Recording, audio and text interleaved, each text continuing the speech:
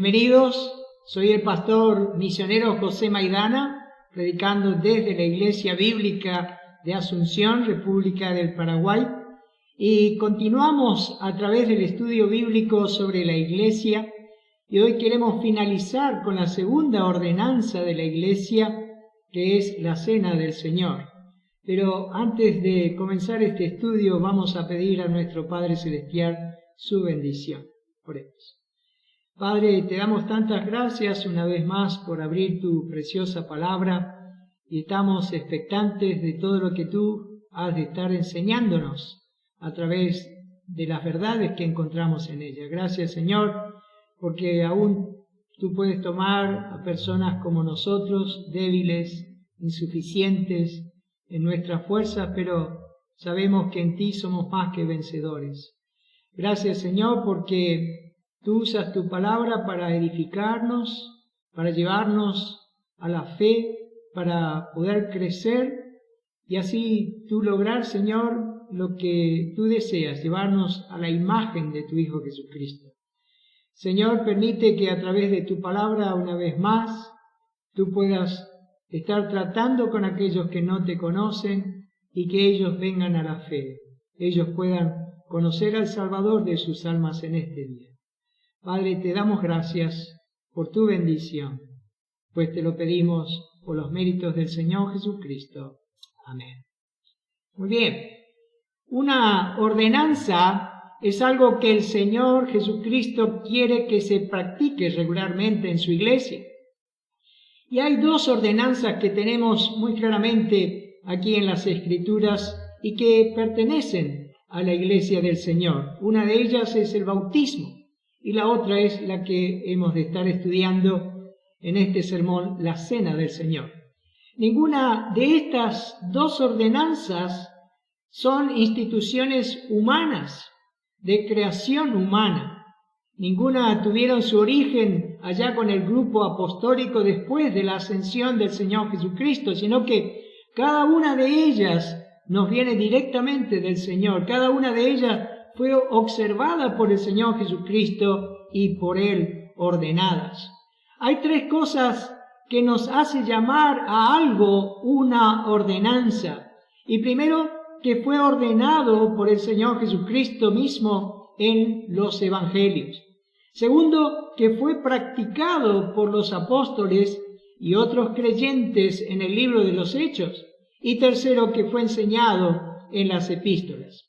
En este sermón estaremos viendo la ordenanza de la Cena del Señor y hay muchas personas que ciertamente la descuidan. Otras no la entienden bien y otras se han ido mucho más allá, las exaltan a un nivel tal que el Señor nunca lo dispuso. Hacen un ídolo, ciertamente, de la misma. Entonces trataremos con la ayuda del Señor de aclarar algunos conceptos sobre esta ordenanza y responder a las siguientes preguntas como ¿por quién y cuándo fueron establecidas? ¿Qué otros nombres recibe la Cena del Señor? ¿Qué instrucción dio el Señor Jesucristo a sus discípulos acerca del significado del pan y el fruto de la vid? ¿Qué representan? O también, ¿cuáles son los puntos de vista principales acerca de la Cena del Señor y cuál de todos tiene más apoyo bíblico? Y también, ¿quiénes pueden participar de la Cena del Señor y cuál es la preparación necesaria para participar de ella? Entonces, vamos a entrar en nuestro estudio sobre la Cena del Señor y miremos primeramente este punto. La Cena del Señor fue establecida por Jesucristo. Los cristianos en todo lugar participan de la Cena del Señor, no solamente porque forma parte de su adoración, sino que lo que es más importante por haber sido instituida por el mismo Señor Jesucristo. El servicio de la Cena del Señor fue instituido allá en la misma noche en que el Señor Jesucristo fue traicionado, la noche antes de su muerte. Nuestro Señor se reunió con sus discípulos en lo que se llamaba el aposento alto para celebrar allí, comer la comida de la Pascua. Al día siguiente Jesús iría a la cruz y sufriría y derramaría su sangre preciosa por todos nosotros. Los judíos se reunían en ese periodo de tiempo para comer la Pascua. La Pascua era una comida especial diseñada por Dios para conmemorar, para recordar la liberación del pueblo judío de Egipto. Israel, como todos sabemos, estuvo en esclavitud en Egipto por 430 años y luego Dios los liberó y los llevó a la tierra de Canaán, la tierra prometida. Esto lo leemos en Deuteronomio capítulo 26 versículo 8 que dice: y Jehová nos sacó de Egipto con mano fuerte, con brazo extendido, con grande espanto y con señales y con milagros. Dios liberó a su pueblo mediante las 10 plagas. ¿Recuerdas? En esas 10 plagas Dios hizo juicio primeramente contra los dioses de Egipto, por cada uno de esos dioses, y también contra los que los adoraban. El 10º juicio fue contra los primogénitos, tanto de los hebreos como de los egipcios. Pero la única manera que los hijos de Israel podían protegerse del juicio de Dios, de la muerte en aquella terrible noche que iba a quitar la vida de todo primogénito en cada familia hebrea, era matar un cordero, tomar la sangre y colocarlo en el dintel y en los marcos de la puerta. Después el cordero debía comerse asado al fuego, junto con pan sin levadura y hierbas amargas como la comida de la Pascua. Dios propuso sacar a los judíos de Egipto, pero antes que pudiera darles su libertad y antes de que ellos pudieran gozar de la bendición de su presencia y andar con Él, era necesario resolver el problema de su pecado. Dios no se relaciona con el pecado de nadie porque es santo. Todo esto nos enseña el Señor que todas las familias estaban bajo condenación, sean judías o gentiles. No había diferencia entre Israel y Egipto, pero Dios hizo una diferencia entre ellos, interpuso la muerte del Cordero. Presta atención que en Éxodo capítulo 12 siempre se menciona un Cordero. Nunca se lee los corderos, sino el Cordero Pascual. Dios nunca tuvo en su pensamiento más de un cordero. Se inmolaron, sí, ciertamente, miles y miles de corderos en la noche pascual, pero a pesar del gran número de corderos allí sacrificados, siempre se menciona en singular, jamás en plural, un cordero, porque todos los sacrificios de ese cordero pascual tipificaban al Señor Jesucristo y su sacrificio por todo el mundo. Allá en 1 de Pedro capítulo 1 versículo 19 al 20 dice: sino con la sangre preciosa de Cristo, como de un cordero, sin mancha y sin contaminación, ya destinado desde antes de la fundación del mundo, pero manifestado en los postreros tiempos por amor de vosotros. A Juan el Bautista también le fue revelado que Jesucristo era el Cordero de Dios. Y allá nos acordamos esta expresión en Juan 1:29, que dice: y el siguiente día vio Juan a Jesús que venía a él y dijo: he aquí el Cordero de Dios que quita el pecado del mundo. Entonces, la 10ª y última plaga fue la muerte de todos los primogénitos de Egipto. Y lo primero que vemos en las Escrituras es que Dios fue primeramente al territorio de Gosén, donde vivían los judíos, para comenzar allí su misión. Pero no actuó gracias que vio la sangre del Cordero puesta allí en los dinteles y marcos de las puertas judías. Porque en la tierra de Gosén los que morirían serían corderos inocentes de 1 año, sin tacha, perfectos, un cordero macho y primogénito, uno por cada familia hebrea, debía ser inmolado, porque no era la vida del cordero lo que salvaba a las personas del juicio, sino la muerte del cordero. Sin embargo, para que fuera eficaz, dice la palabra del Señor, lo que ellos tenían que hacer en Éxodo capítulo 12, versículo 7, y tomarán de la sangre y la pondrán en los dos postes y en el dintel de las casas en que lo han de comer. La sangre tenía que ser aplicada al dintel y postes de las puertas porque Dios así lo había prometido para ser librados de la muerte. Miremos allá en Éxodo capítulo 12, versículo 13, que dice esto: y la sangre os será por señal en las casas donde vosotros estéis, y veré la sangre, y pasaré de vosotros, y no habrá en vosotros plaga de mortandad cuando hiera la tierra de Egipto. Aquella noche marcaría ciertamente el comienzo de la Pascua, la primera fiesta nacional del pueblo de Israel. Entonces, Dios, trayendo su juicio, continuó su avance por Egipto, y como no había ninguna puerta marcada con la sangre del cordero, mató a todos los primogénitos egipcios, incluyendo al hijo del faraón. Cuando vino esta última plaga, este último juicio, este ciertamente fue un golpe tan duro para el pueblo egipcio. Todos los hijos primogénitos y todo primogénito del ganado de Egipto murió. Y hubo gran clamor y lamento por toda la tierra de Egipto. Solo entonces allí el faraón dejó marchar al pueblo de Dios de Egipto.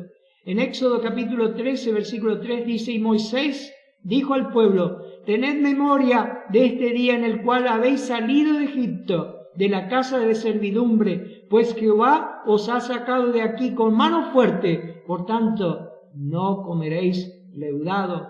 Cuando el judío quería recordar a Dios como libertador, como salvador, como redentor, él siempre recordaba que Dios los libró de la esclavitud en Egipto y les instituyó la Pascua para que fuera celebrada anualmente como conmemoración de esa liberación nacional de la esclavitud.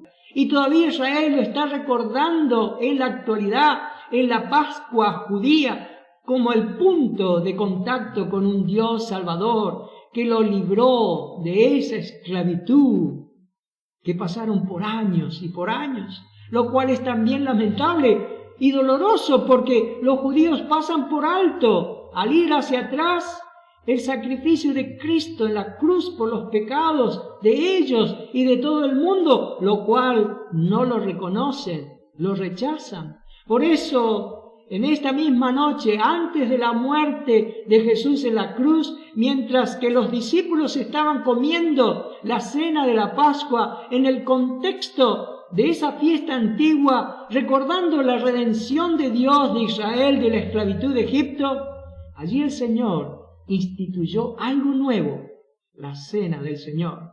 Jesús tomó esa cena y la transformó en una escena nueva. Miremos en Mateo capítulo 26, versículo 26 al 28, que dice: y mientras comía, tomó Jesús el pan y bendijo y lo partió y dio a sus discípulos. Y dijo: tomad, comed, esto es mi cuerpo.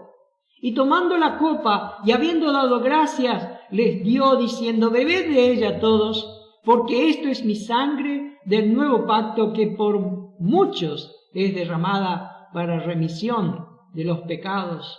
El Señor tomó esos dos elementos de la comida pascual, el pan sin levadura y la copa, y los usó para ilustrar su muerte. El pan partido simbolizaba su cuerpo entregado por los pecados del mundo, y el fruto de la vid es un símbolo de su sangre derramada por la remisión de los pecados. Y esto es algo nuevo, que deben hacerlo en memoria de mí. Él les dijo allí, en esta celebración de la Pascua. Así como el pueblo israelita celebró por orden divina la Pascua, en conmemoración, como dijimos, de la liberación nacional de la esclavitud, que ellos pasaron por 430 años, así nosotros también, por medio de la Cena del Señor, celebramos nuestra liberación espiritual de nuestros pecados, de lo que hizo el Señor Jesucristo en la cruz del Calvario para salvarnos. Y ahora, cuando vemos el gran hecho de redención de la historia, no vamos allá a Egipto, sino que vamos al Calvario. No miramos hacia atrás a la sangre del Cordero Pascual puesta allí en el dintel y los marcos de la puerta, sino que llegamos hasta la sangre del Señor Jesucristo, el Hijo de Dios, derramada en la cruz del Calvario. Ese es el punto de contacto con el poder redentor del Salvador de Dios. Y eso es lo que Jesús estaba haciendo esa misma noche. Antes de su muerte, Él estaba transformando la Pascua en la Cena del Señor, o también llamada la comunión. Para el cristiano la Pascua no tiene importancia. Es interesante estudiarlo y entenderlo, pero para nosotros la mesa del Señor, la Cena del Señor, es el memorial que Cristo mismo ha instituido. Entonces, ahora miramos hacia atrás al Redentor que vino en la persona del Señor Jesucristo cuando murió en la cruz y derramó su sangre para limpiarnos de nuestros pecados. Esta ordenanza lo leemos en las Escrituras en 4 relatos distintos, en los 3 evangelios sinópticos, en Mateo capítulo 26, en Marcos capítulo 14, en Lucas capítulo 22, y también el apóstol Pablo lo dice allá en 1 Corintios capítulo 11. Entonces la razón por la cual observamos la Cena del Señor es porque Jesucristo lo dijo. Tanto el bautismo como la Cena del Señor son 2 ordenanzas mandadas por el Señor para la iglesia. El ejemplo fue establecido por nuestro mismo Señor Jesucristo. Esto es un asunto entonces muy importante, y creo que un cristiano debería cuestionar su vida y su comunión con Dios si no ha sido obediente en estas 2 ordenanzas. Esto es una parte vital en el servicio cristiano. Miremos el segundo punto, los diferentes nombres para la Cena del Señor. Esta ordenanza del Señor tiene diferentes nombres y significados. Primero, la comunión. Esto nos dice allá en 1 Corintios, en el capítulo 10, versículos 16 y 17, dice: la copa de bendición que bendecimos, ¿no es la comunión de la sangre de Cristo? El pan que partimos, ¿no es la comunión del cuerpo de Cristo? Siendo uno solo el pan, nosotros con ser muchos somos un cuerpo, pues todos participamos de aquel mismo pan. Esta palabra comunión significa compañerismo, participación, y es formar parte de la misma vida. La comunión no es algo de lo cual pueden participar solo el pastor y los líderes de la iglesia, sino es algo del cual participan y comparten todos los creyentes que han sido primeramente bautizados.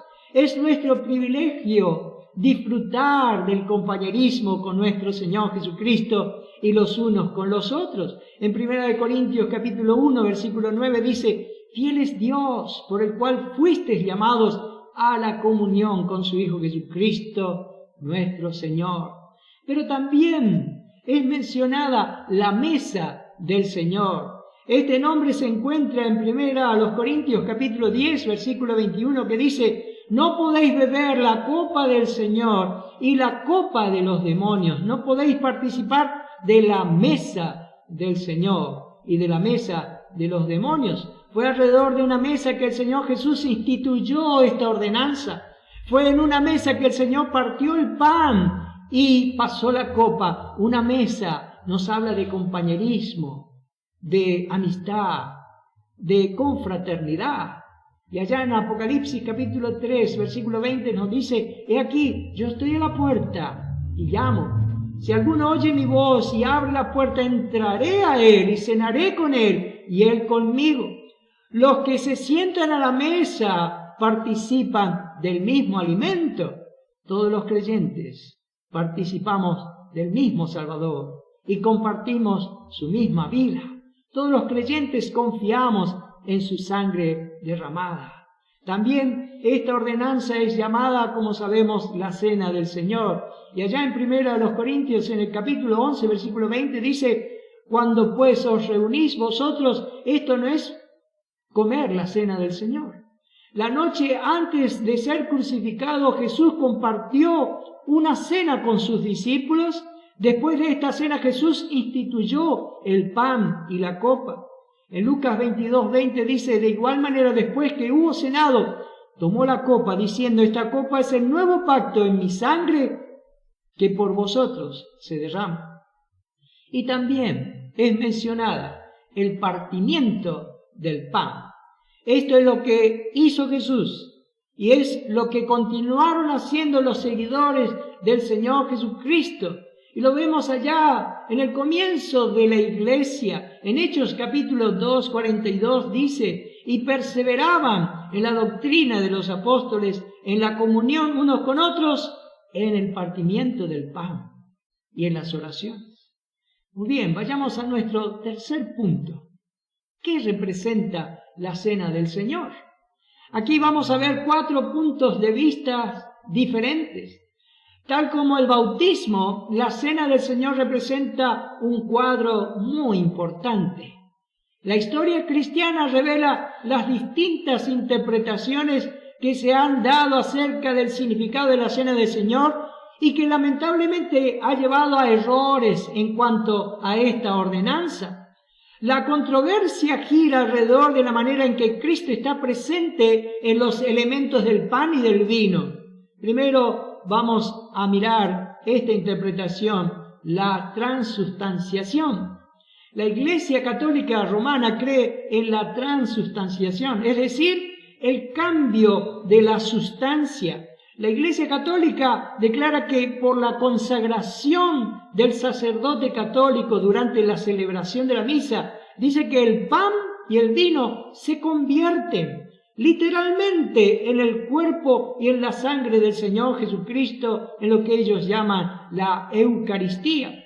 Aunque la apariencia de los elementos del pan y del vino permanecen allí iguales, como el tamaño no cambia, el color, el sabor, la cantidad, etc., aquellos que participan, comen y beben textualmente, literalmente, están comiendo la carne y la sangre de Cristo, según ellos dicen en esta interpretación, la transustanciación. La transustanciación se basa en las palabras de Cristo en la última cena, que son tomadas allí literalmente, como dijimos. Marcos 14:22 dijo el Señor, y mientras comían, Jesús tomó pan y bendijo y lo partió y les dijo, diciendo, tomad, esto es mi cuerpo. O en Marcos 14:24 que dice, y les dijo, esto es mi sangre del nuevo pacto, que por muchos es derramada.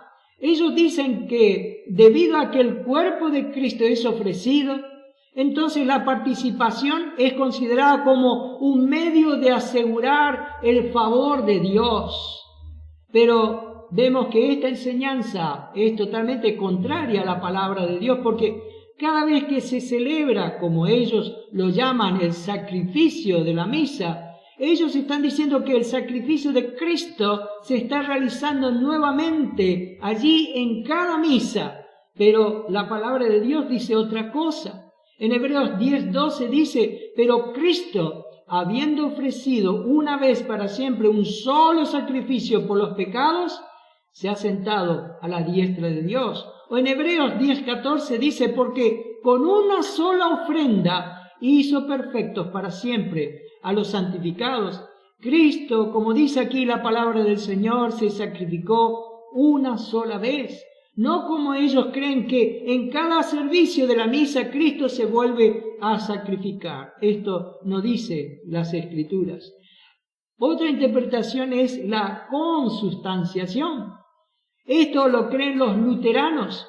Esta opinión niega el cambio de sustancia de los elementos. Dicen que el pan permanece pan y el vino permanece vino, pero afirman que Cristo está realmente presente en, con y bajo la sustancia del pan y del vino. El reformador Martín Lutero es el creador o el causante de este punto de vista. Insistía en la presencia real y física de Cristo en la cena del Señor. Según Lutero, el cuerpo y la sangre de Cristo están mística e invisiblemente unidos con los elementos. El cuerpo y la sangre están representados allí en un sentido espiritual, y el cuerpo y la sangre están presentes solo en el momento de participar en la ceremonia. Cuando termina ese servicio, esa ceremonia, allí cesan de ser el cuerpo y la sangre de Cristo. Esta enseñanza también creemos que es errónea, no es bíblica. Y está también una tercera, la visión reformada. En la teología reformada de Calvino se niega la presencia corporal de Cristo, ¿sí?, mientras que afirman la presencia espiritual de Cristo en los elementos que imparten una forma de gracia al destinatario.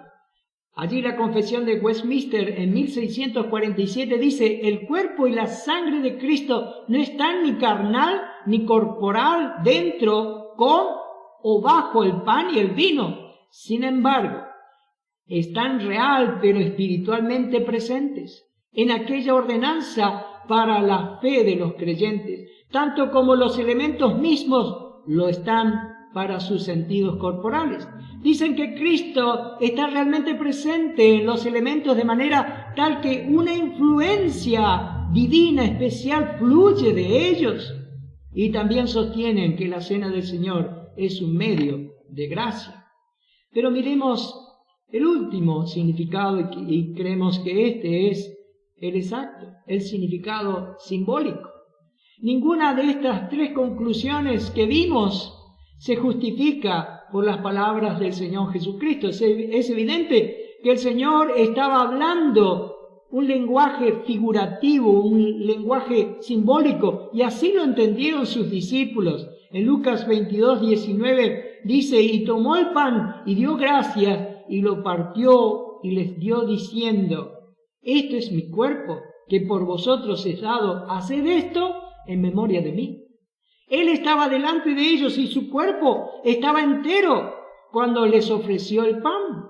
Los elementos son solo figurativos, simbólicos, objetos para provocar una imagen del sacrificio real del Señor Jesucristo. La base es la memoria, proclamando su muerte. El apóstol Pablo lo dice allí en 1 Corintios capítulo 11, versículo 25 y 26. Asimismo tomó también la copa después de haber cenado, diciendo: esta copa es el nuevo pacto en mi sangre, haced esto todas las veces que la bebiereis en memoria de mí. Así pues, todas las veces que comiereis este pan y bebiereis esta copa, la muerte del Señor anunciáis hasta que Él venga.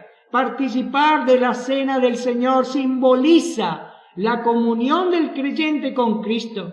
Cada vez que participamos de esta cena, anunciamos la muerte del Señor y nuestra esperanza en su venida. Amén. Creemos que esta es la verdadera interpretación, la cual establece que el pan y el jugo de la vid, no creemos que sea vino, son solamente símbolos del cuerpo de Cristo y de su sangre, que fue derramada en la cruz del Calvario para remisión de pecados.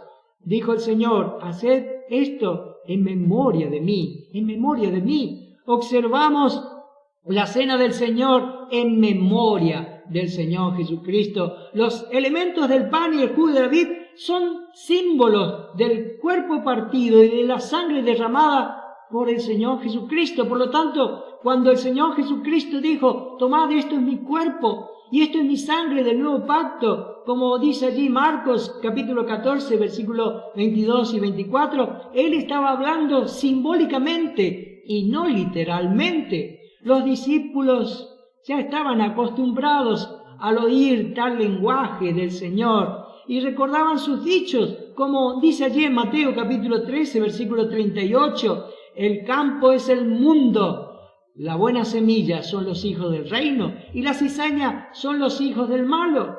Estas declaraciones del Señor deben ser interpretadas en la misma forma que interpretamos otras expresiones del Señor, tales como: yo soy la luz del mundo, en Juan 8:12, o yo soy la puerta, Juan 10:7, o yo soy la vid verdadera, en Juan 15:1, y muchas otras más. Lo que Jesús está diciendo es que el pan y el jugo de la vid representan, simbolizan su cuerpo y su sangre.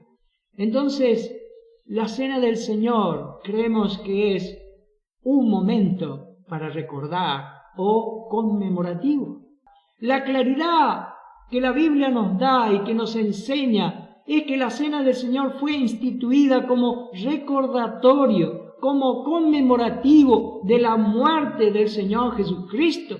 El Señor Jesús nos dijo que deberíamos observar el partimiento del pan, y tanto el apóstol Pablo como Lucas encontramos aquellas expresiones maravillosas que dicen: haced esto en memoria de mí. Fijémonos allá en 1 Corintios capítulo 11, versículo 23 al 25, que dice: porque yo recibí del Señor lo que también os he enseñado, que el Señor Jesús, la noche que fue entregado, tomó pan, y habiendo dado gracias, lo partió, y dijo: tomad, comed, esto es mi cuerpo, que por vosotros es partido, haced esto en memoria de mí. Asimismo tomó también la copa después de haber cenado, diciendo: esta copa es el nuevo pacto en mi sangre, haced esto todas las veces que la bebiereis en memoria de mí, en memoria de mí. Dios sabe que la gente es propensa a olvidar. Tenemos la tendencia a olvidar aún las cosas más importantes de nuestra vida. Pero hay una cosa que Dios quiere que nunca olvidemos. Él quiere que nunca olvidemos lo que nuestro Salvador hizo por nosotros en la cruz del Calvario. Con su muerte, nuestra deuda con Dios quedó saldada. Y sin su muerte, nosotros seríamos ciertamente los más miserables de este mundo. No es de extrañar entonces que para recordatorio de esta muerte se instituyera una ordenanza tan especial como la cena del Señor. Su cuerpo fue ofrecido como un sacrificio por el pecado. En 1 Pedro 2:24 dice: quien llevó él mismo nuestros pecados en su cuerpo sobre el madero, para que nosotros, estando muertos a los pecados, vivamos a la justicia, y por cuya herida fuisteis sanados. Su sangre fue derramada para que nuestros pecados pudieran ser perdonados. En Apocalipsis 1:5 dice: y de Jesucristo, el testigo fiel, el primogénito de los muertos y el soberano de los reyes de la tierra, al que nos amó y nos lavó de nuestros pecados con su sangre. El servicio de la cena del Señor ciertamente es un tiempo para recordar la cruz, para recordar lo que Jesús hizo por nosotros cuando murió en nuestro lugar. Necesitamos recordar continuamente la muerte de Cristo. El cuarto punto: ¿quiénes pueden participar de la cena del Señor? Creemos que hay condiciones bíblicas que preceden al privilegio de la cena del Señor. Primero, asegúrate de que eres salvo. Asegúrate de que eres un creyente en Jesucristo y que estás confiando en Él y en lo que Él hizo en la cruz para tu salvación eterna. Ninguna persona inconversa puede con propiedad y derecho comer y beber en el acto que conmemora la muerte del Señor Jesucristo. Han de ser personas que han muerto al pecado y que están vivas para Dios. Han de ser personas nacidas de nuevo mediante la obra poderosa del Espíritu Santo en sus vidas. Pero segundo, asegúrate de que tienes seguridad de tu salvación.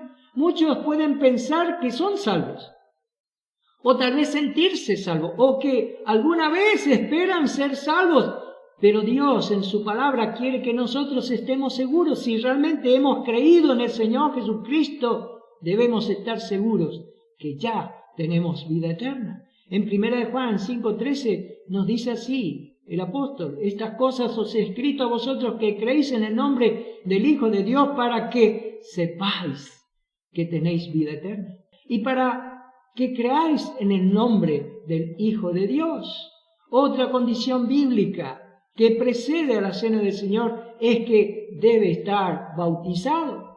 Es lógico que el bautismo precede a la participación en la cena del Señor. El orden bíblico se ve en varios pasajes de las Escrituras. Por ejemplo, en Hechos capítulo 2, versículo 41 al 42, en aquel memorable sermón que el apóstol Pedro hizo allí en Pentecostés. Dice, así que los que recibieron su palabra fueron bautizados y se añadieron aquel día como 3.000 personas y perseveraban en la doctrina de los apóstoles, en la comunión unos con otros, en el partimiento del pan y en las oraciones. Ninguna persona, por más buena y visiblemente regenerada, está en condición, según el orden divino, de tomar la cena del Señor si no ha sido bautizada. También antes de tomar la cena del Señor, deberías asegurarte de examinarte a ti mismo. Es imprescindible que aquellos creyentes que participan de la cena del Señor se encuentren en plena comunión espiritual con el Señor. Antes de participar en la cena del Señor, cada creyente debe estar preparado para comer y beber de una manera digna. La cena del Señor debe observarse con la debida reverencia y después de un autoexamen.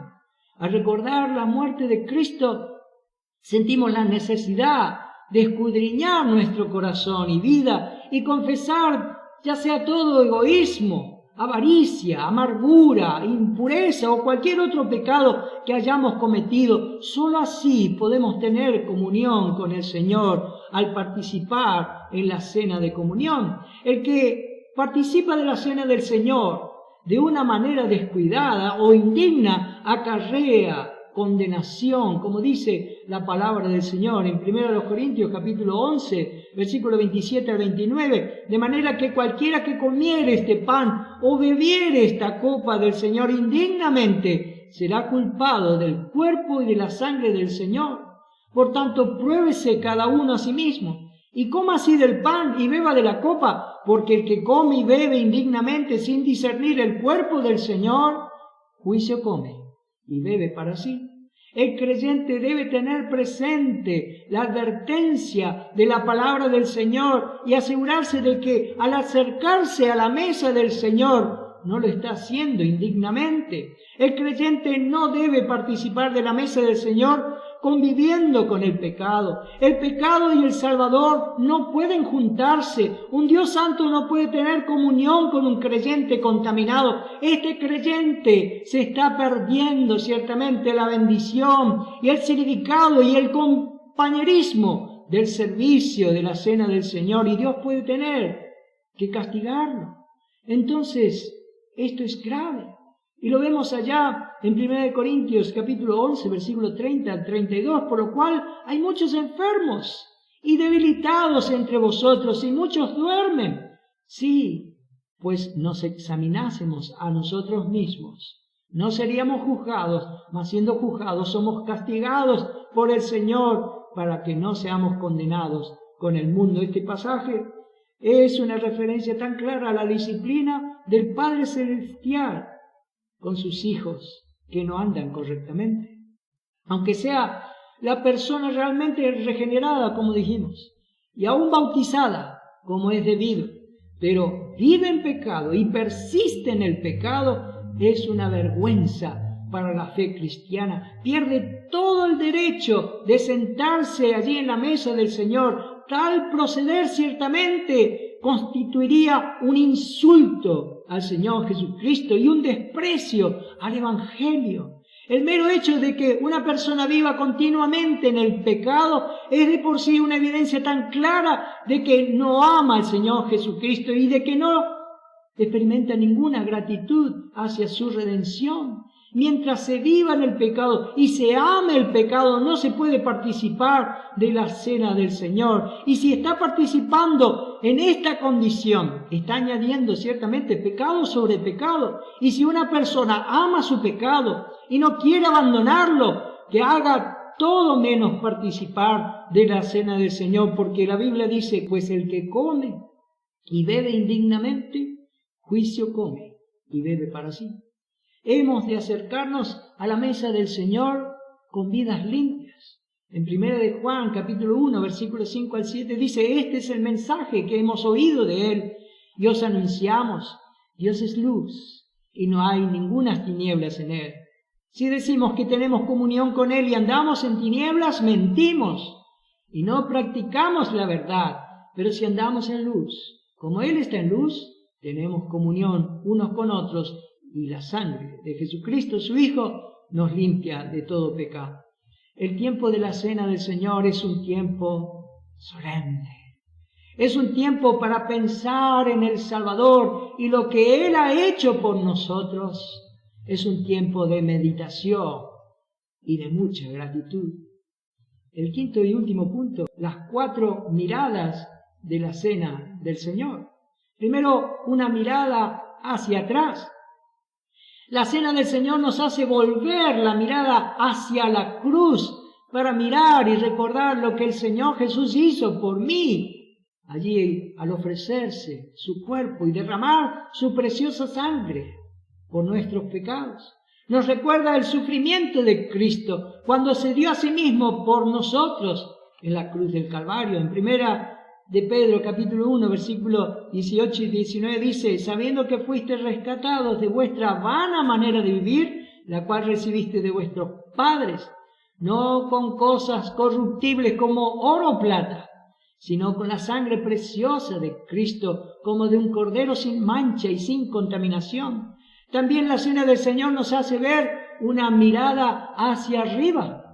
Cuando participamos de la Cena del Señor, sabemos que el Señor Jesucristo en el presente está haciendo una obra por mí como intercesor, como mi abogado. Él está ya sentado a la diestra del Padre, intercediendo por mí, por mis necesidades, socorriéndome, abogando por mí. En Romanos 8:34 dice: ¿quién es el que condenará? Cristo es el que murió, más aún el que también resucitó, el que además está a la diestra de Dios, el que también intercede por nosotros. Pero también hay una mirada hacia adelante, esperando a Jesús, que Él vendrá a buscarnos. Estamos aguardando y anhelando su venida. En Tito 2:13 dice: aguardando la esperanza bienaventurada y la manifestación gloriosa de nuestro gran Dios y Salvador, Jesucristo. Pablo dijo que cuando los creyentes participan de la Cena del Señor, allá en 1 Corintios capítulo 11, versículo 26, así, pues todas las veces que comieres este pan y bebieres esta copa, la muerte del Señor anunciáis hasta que Él venga. Cada vez que participamos de la Cena del Señor, nuestra esperanza en su retorno es fortalecida. Esta cena conmemorativa debe ser celebrada, dice, hasta que Él venga. Miramos hacia atrás al Calvario y nos regocijamos en la redención que Él ha provisto. Miramos hacia el futuro y nos regocijamos en la esperanza de ver al Señor Jesucristo cara a cara. Entonces, la Cena del Señor también nos hace ver una cuarta mirada, una mirada hacia adentro. Mirar lo que Jesús está haciendo en mi vida, hacia nuestro interior. El creyente debe participar de la Cena del Señor probándose a sí mismo con anticipación. En 1 Corintios 11:28 dice: por tanto, pruébese cada uno a sí mismo y coma así del pan y beba de la copa.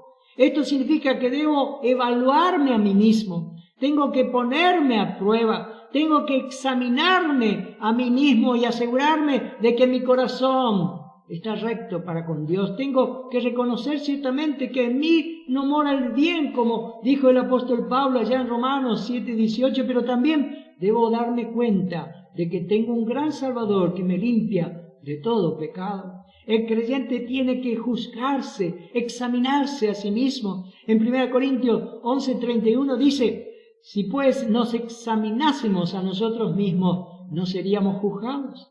Esto significa que debo juzgarme reflexivamente, debo confesar todo pecado conocido y darme cuenta de que soy ciertamente culpable ante un Dios santo. Tengo que confesar también que mi Salvador murió por mí y pagó la pena por todos mis pecados. No puedo estar bien con Dios aparte de Cristo, pero por medio de Cristo y su muerte en la cruz puedo tener acceso a Dios y puedo disfrutar de su comunión. Entonces, mis queridos hermanos en Cristo, la próxima vez que participes de la cena del Señor, piensa en estas 4 miradas. Primero, una mirada hacia atrás. Y di al Señor: gracias, Señor, por lo que hiciste por mí en la cruz del Calvario. Una mirada hacia arriba y dile allí solemnemente y con gratitud en tu corazón: gracias, Señor, porque tú eres mi Salvador, eres mi Señor, eres mi ayudador, eres mi guardador, eres mi intercesor. Pero también una mirada hacia adelante. Gózate y alábale diciendo: gracias, Señor, porque sé que tú volverás otra vez y quizás hoy pueda ser ese día. Y sus hijos dicen: amén, amén. Pero también una mirada hacia adentro, porque podemos decir: gracias, Señor, como dice en 1 Juan 1:9, si confesamos nuestros pecados, Él es fiel y justo para perdonar nuestros pecados y limpiarnos de toda maldad.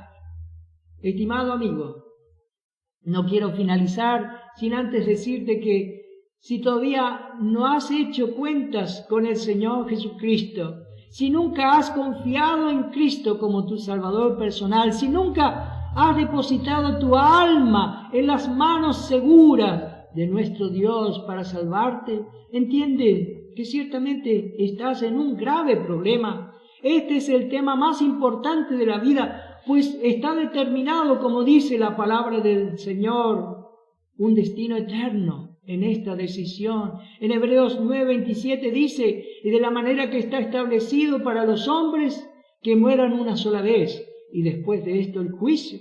Las Escrituras son muy claras sobre lo que debemos hacer para tener vida eterna, para tener una nueva vida en el Señor Jesucristo antes de partir de este mundo. Es simplemente creer que Cristo murió en la cruz por nuestros pecados y que al tercer día resucitó de entre los muertos, que nuestros pecados están ya perdonados, que nuestros pecados ya están allí perdonados en la cruz del Calvario, pero simplemente tengo que aceptarle al Señor como mi Salvador personal. Debo confiar que Cristo murió en la cruz y que por medio de ese sacrificio soy salvo. En Juan 3:18 dice: el que en Él cree no es condenado, pero el que no cree ya ha sido condenado porque no ha creído en el nombre del unigénito Hijo de Dios. Quiera el Señor, mi querido amigo, que en este día puedas venir al Señor en esa actitud de fe y de arrepentimiento ante aquel que ama ciertamente tu alma. No lo dudes y desea salvarte. Que el Señor te bendiga. Padre, te damos tantas gracias por tu palabra. Gracias, Señor, por esta enseñanza. Gracias por alentarnos, por fortalecernos, por animarnos. Y, Señor, que podamos aplicar y honrarte en nuestra vida. Gracias, Señor, por toda la enseñanza que tú nos has dado, por esta luz, por este entendimiento que da el estudiar la verdad de tu palabra. Señor, una vez más, toca el corazón de todos aquellos que todavía no te conocen. Señor, tú les has traído una vez más hasta esta instancia a recordar ese gran amor tuyo por nosotros en la cruz del Calvario. Padre, acompáñanos, pues te lo pedimos, por los méritos de nuestro Salvador, el Señor Jesús.